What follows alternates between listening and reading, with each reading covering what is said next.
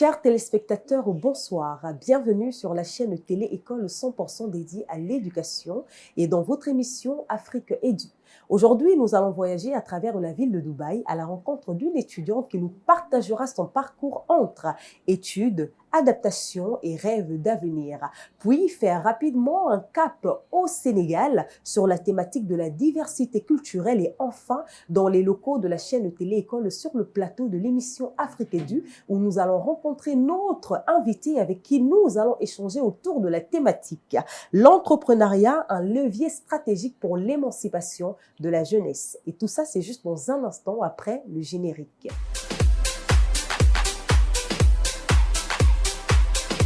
Dans quelques instants, chers amis, nous serons connectés du côté de Dubaï avec notre étudiante Grace Souala Fortune qui nous parlera de son parcours. Hello ma chère Fortune, comment tu vas? Hello ma très chère Fanta. Avant de tout d'abord répondre à votre question, j'aimerais vous dire merci d'avoir pris le temps de m'inviter et de me permettre de partager mon expérience et j'espère que mon expérience va aider plus d'un. Et pour répondre à votre question, je me porte à merveille et j'espère de même chez vous. Je vais bien, je me porte comme un charme, ma chérie. Alors, résidente à Dubaï depuis déjà 3 ans, quelle étude faites-vous et pourquoi spécialement la ville de Dubaï? Alors, il faut savoir que je suis étudiante en Bachelor Business Administration et ma spécialisation est en finance. Et pour répondre à la deuxième question, il faut savoir que Dubaï n'était pas du tout mon premier choix. Et j'étais juste de base venue ici pour peut-être visiter la ville. Et je suis vraiment tombée amoureuse, des immeubles, de la lumière et surtout des opportunités que cette ville-là offre. Et voilà pourquoi je suis restée et voilà pourquoi ne pas tenter ma chance. Et me voilà ici depuis 3 ans.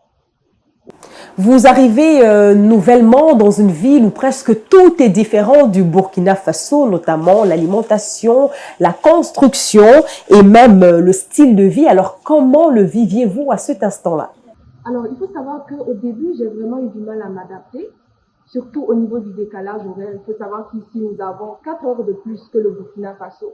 Et ça, c'était vraiment difficile pour moi. Mais avec le temps, je me suis adaptée. Et côté nourriture, également, je me suis adaptée. Et voilà, la nourriture ici est vraiment très épicée. Côté nourriture par rapport au Burkina Faso. Et le climat aussi, ça va par rapport à mon pays. Et avec le temps, je me suis vraiment adaptée. Très bien, ma chère Grace. Qu'en est-il du coût de vie? Est-ce qu'il y a vraiment une grande différence avec celle de votre pays d'origine? Alors, il y a vraiment une très grande différence par rapport à celle de mon pays.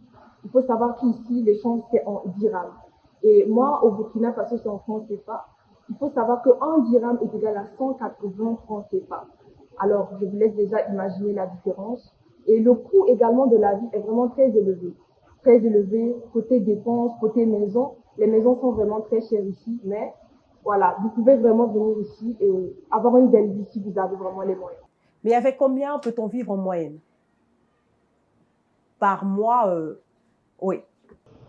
Alors, pour bien vivre ici à Dubaï, selon moi, minimum 1500 dollars par mois. Vous pouvez bien vivre ici à Dubaï parce que, comme je l'ai mentionné auparavant, le coût de la vie est vraiment très cher par rapport aux maisons, par rapport au transport, par rapport à la nourriture et aux dépenses. Donc, minimum 1500 dollars par mois pour bien vivre ici à Dubaï. Merci beaucoup pour la question très chère. On va parler très rapidement d'intégration. Est-ce qu'il y a une association qui réunit les jeunes étudiants comme vous ou particulièrement la communauté burkinabé? Bon, malheureusement, il n'y a pas spécialement de groupe où il y a les jeunes burkinabés. Pourquoi? Parce que il faut savoir que les gens ne sont pas conscients du fait qu'ici il y a des opportunités. Ils ne savent pas qu'ici il y a des universités.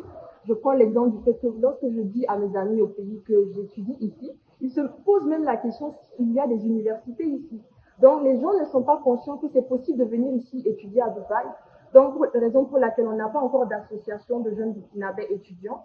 Mais nous avons une communauté de burkinabés là où on fait des fois des rencontres, on se ressource avec les autres. Mais je pense que dans le futur, on aura, par la grâce de Dieu, une association de jeunes burkinabés étudiants à Dubaï. Merci beaucoup pour cette réponse, chère Grace. Je rappelle aussi que, hormis vos études en business management, vous êtes mannequin. Alors, comment vous combinez les deux? Pas trop de pression? Alors, absolument pas de pression, parce que nos cours ici sont du lundi au jeudi. Il faut savoir qu'ici, le week-end commence le vendredi spécialement. Donc, vendredi et samedi, moi, ce sont mes jours libres. Et je réussis à travailler, à faire mon modeling pendant le vendredi et le samedi. Et il faut savoir que voilà, c'est l'heure. Je suis payée l'heure et voilà, j'arrive vraiment à m'adapter et pas du tout de pression. Super.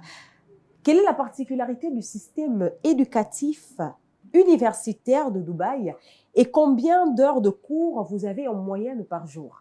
Pour la particularité ici du système éducatif, il faut savoir qu'ici, il ils veillent plutôt dans la créativité. Ils permettent à leurs élèves, à leurs étudiants d'être dans la créativité.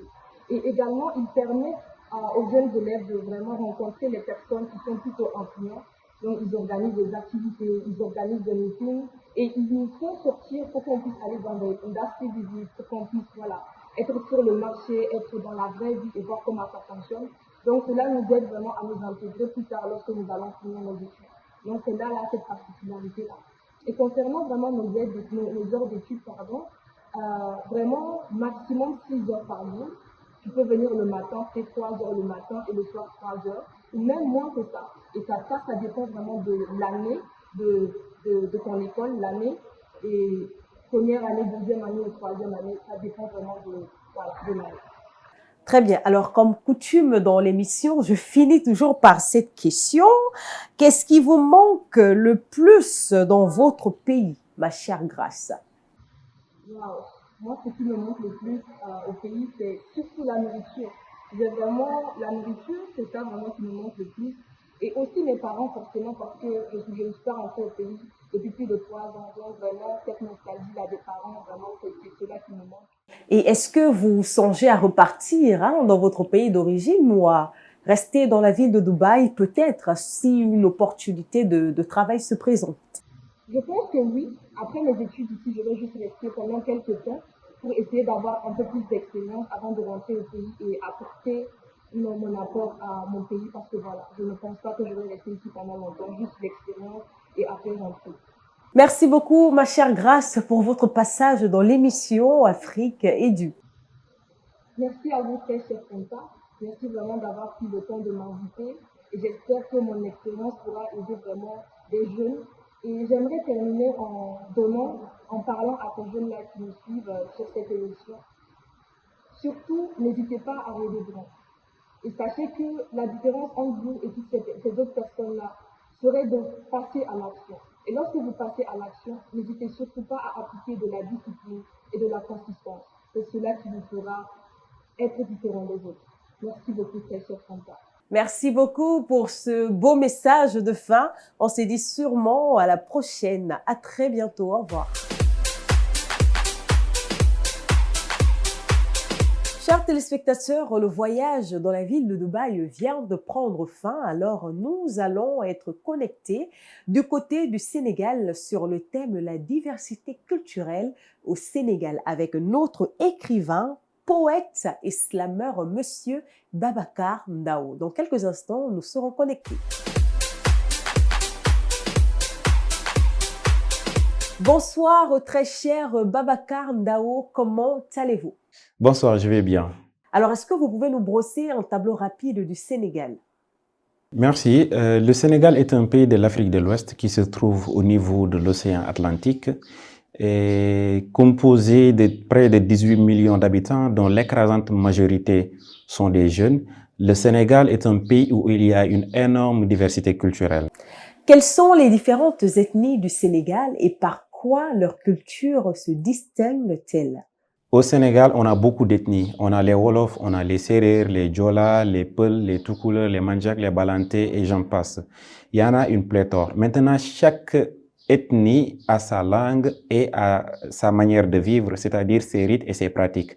Les Wolofs sont beaucoup plus concentrés dans les centres urbains. On les voit dans la capitale dakaroise, dans le Cayor, dans le Djambour, un peu partout. On a les Peuls et les Toucouleurs qui étaient beaucoup plus dans l'élevage. On a les Sérères qui étaient beaucoup plus Dans l'agriculture, on a les Diola, on a les Balanté, on a pas mal d'ethnies. Mais ce qui fait la particularité, c'est que ces ethnies entretiennent des relations étroitement fraternelles. Et quelles sont les différentes langues parlées par ces ethnies? Chaque ethnie a sa langue. Les Wolofs parlent le Wolof, les Sérères, les Balanté. Les Balanté, c'est ça, chaque ethnie a sa propre langue. Merci beaucoup, Monsieur Babacar. Quel rôle joue la musique traditionnelle dans la culture sénégalaise et comment varie-t-elle selon les régions? La musique occupe une partie intégrante de la culture sénégalaise. Chaque ethnie a sa musique et ses musicalités. On remarque la musique dans toutes les cérémonies, que ce soit les baptêmes, que ce soit les mariages. Par exemple, les Wolofs, ils ont les sabars, ils ont des musicalités comme les tahoran, comme les tassou, comme les tag. Pour les tout couleurs, on a les riti. Pour ce qui est des balantés, on a leur danse mythique qui sonne au rythme de la musique. Merci beaucoup pour la question. Le Sénégal, vraiment reconnu pour sa teranga, mais qu'est-ce que cela signifie réellement? La teranga veut dire l'hospitalité, la solidarité et la générosité. Et je pense que le Sénégal, la diversité culturelle qu'il connaît, au lieu d'être un obstacle, est plutôt un pont. Parce qu'on remarque des cousinage à plaisanterie, c'est ce qui cimente les relations entre les différentes ethnies, d'où la cordialité, d'où le partage, d'où également la fraternité. C'est ça la teranga sénégalaise. Très bien, alors passons maintenant à la diversité culturelle et culinaire. Quels sont les plats les plus consommés et aimés par la population, les étrangers en particulier? Bon, je pense que ça va dépendre des ethnies, mais comme vous le savez bien, le thieboudienne est le plat national.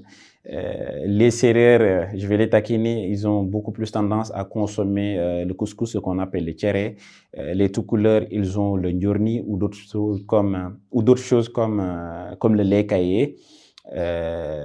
En Basse-Casamance, on consomme beaucoup de nyankatang, on consomme également beaucoup de dioutir. Et c'est ça, je pense que les plats varient également en fonction des ethnies, comme les langues varient en fonction des ethnies. Merci beaucoup pour cette question, Monsieur Babacar. Alors, dernière question, hein, quels sont les lieux touristiques à visiter quand on est tout nouveau à Dakar?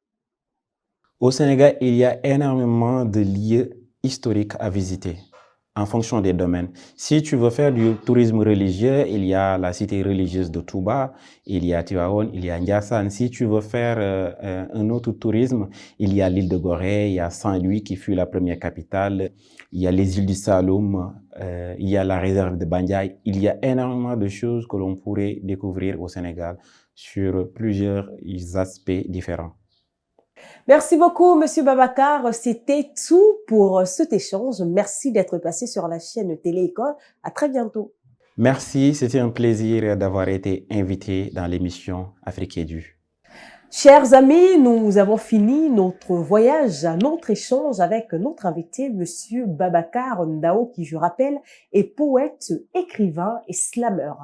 Dès à présent, nous allons passer à un autre niveau avec la présence de notre invité spécial du jour sur le plateau, Monsieur Yaya Diallo, avec qui nous allons échanger autour de la thématique l'entrepreneuriat, un levier stratégique pour l'émancipation de la jeunesse. Et tout ça, c'est juste dans un instant. Restez connectés.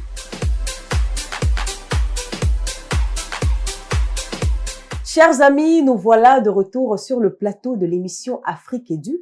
Mais je ne suis pas seule, accompagnée de notre invité spécial, Monsieur Yaya Diallo. Bonsoir. Bonsoir, madame. Bienvenue sur le plateau de l'émission Afrique Édu. Merci. J'espère que ça va, vous vous sentez à l'aise, pas trop de trac.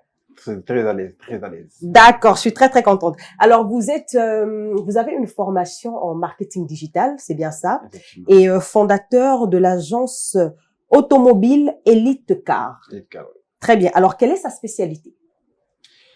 Alors, Elite Car, c'est une agence de location de voitures basée à Dakar.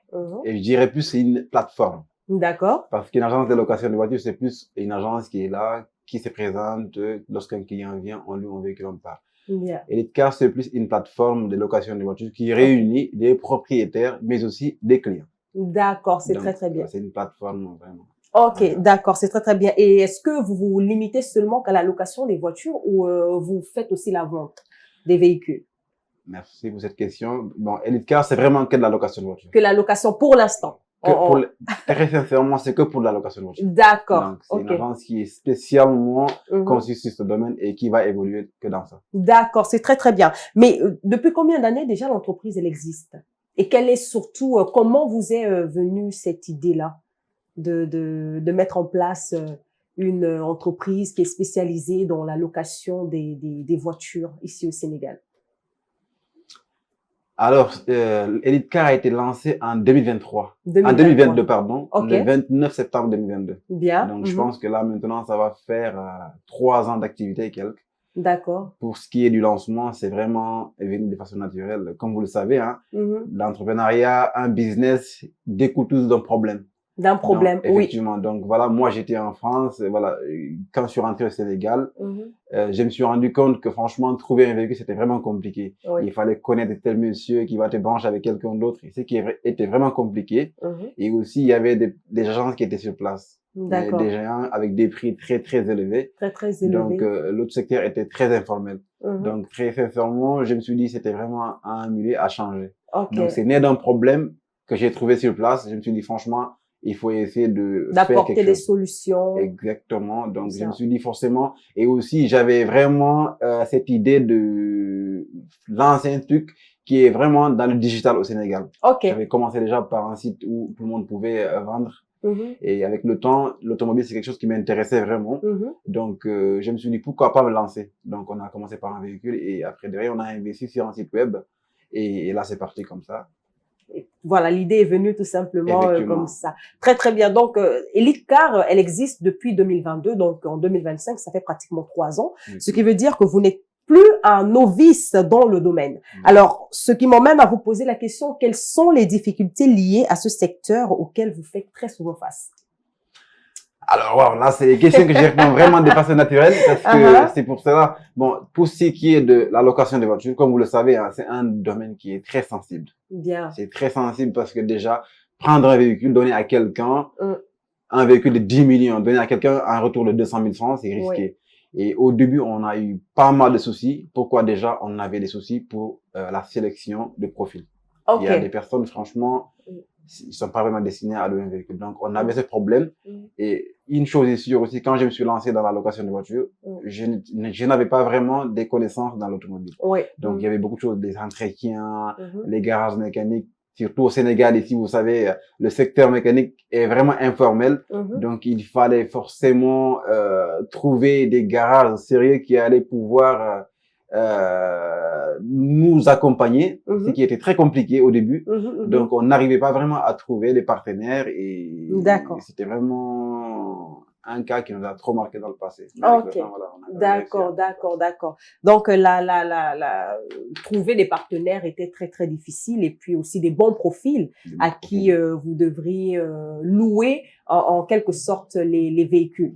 Mais en cas d'accident, comment ça se passe?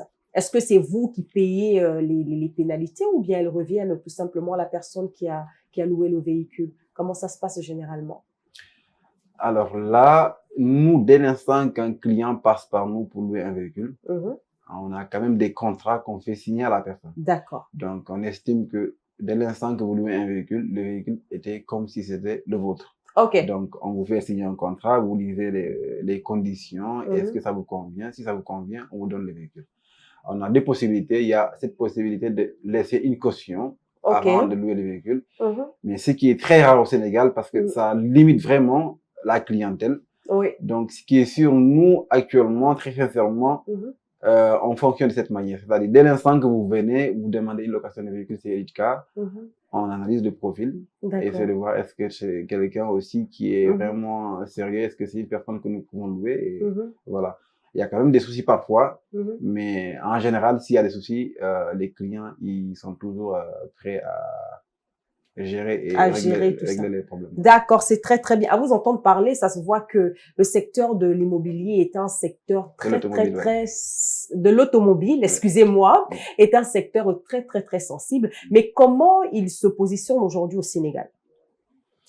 Alors, comme vous le savez, hein, c'est partout dans le monde, surtout qu'au Sénégal, aujourd'hui, c'est un pays touristique. Et aujourd'hui, il y a pas mal de personnes qui viennent. Donc, c'est un domaine qui est vraiment assez porteur. Il y a des opportunités et c'est vraiment en pleine expansion aussi, comme dans tous les autres pays.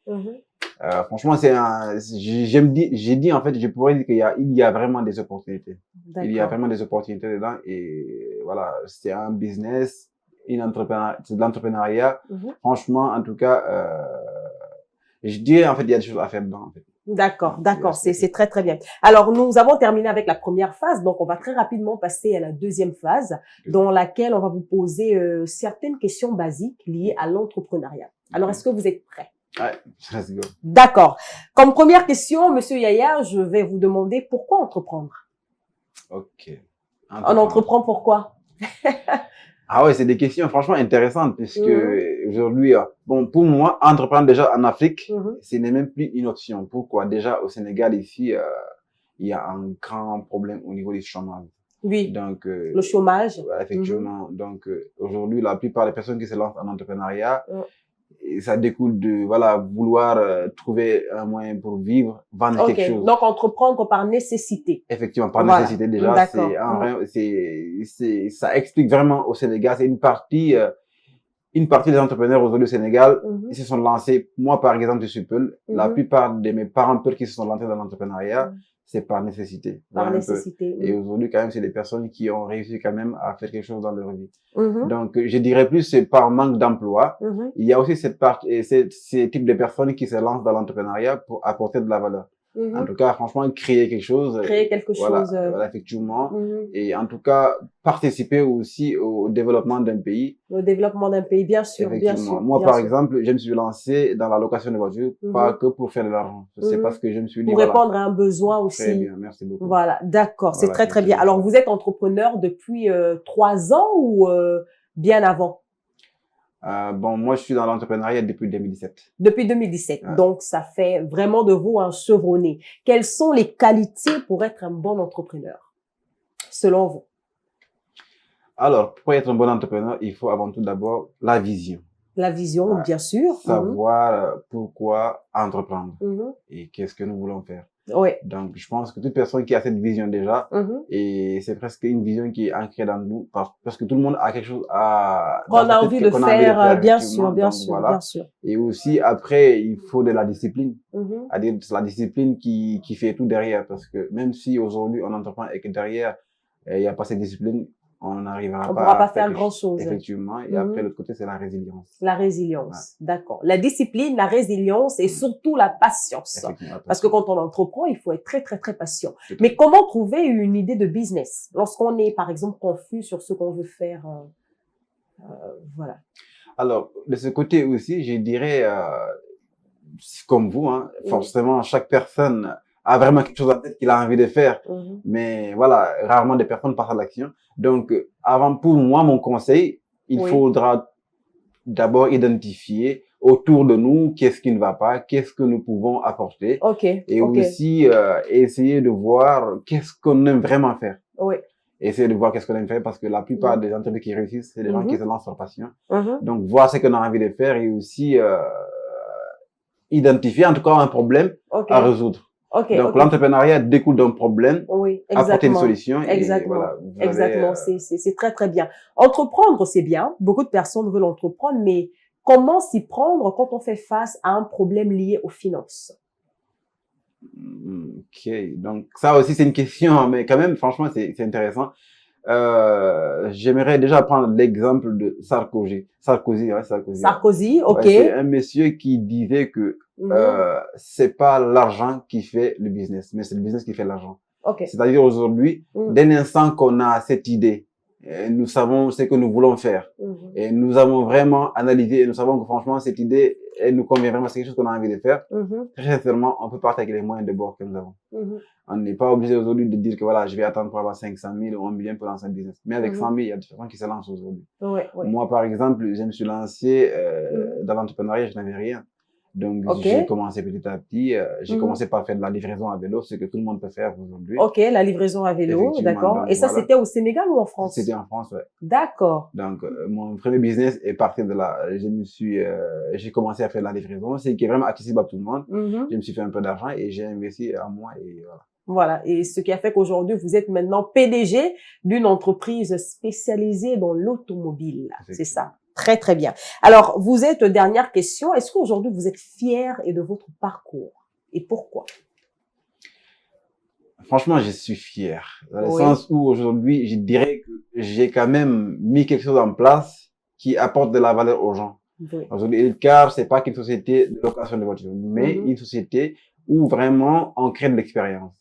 Si vous venez chez Elitecar aujourd'hui, vous louez un véhicule, franchement, vous sortirez vraiment avec une expérience qui sera vraiment compliquée à avoir ailleurs. Et je trouve que dès l'instant qu'une personne vient chez Elitecar louer un véhicule et qui rentre avec cette satisfaction, moi, je suis déjà fier. D'accord. Et de l'autre côté aussi, lorsque je mesure aussi la distance parcourue de là où j'étais aujourd'hui. Aujourd'hui, vous pouvez, vous ne pouvez qu'être fier, voilà, de l'homme que vous êtes aujourd'hui. Alors, vous êtes un modèle, hein, vous êtes un modèle pour cette génération parce qu'aujourd'hui, on peut trouver peu de personnes âgées de moins de 30 ans, mais qui choisissent déjà d'entreprendre, surtout dans un secteur aussi compliqué que celui de l'automobile. Quel conseil vous avez à donner aujourd'hui à cette jeunesse-là qui vous regarde?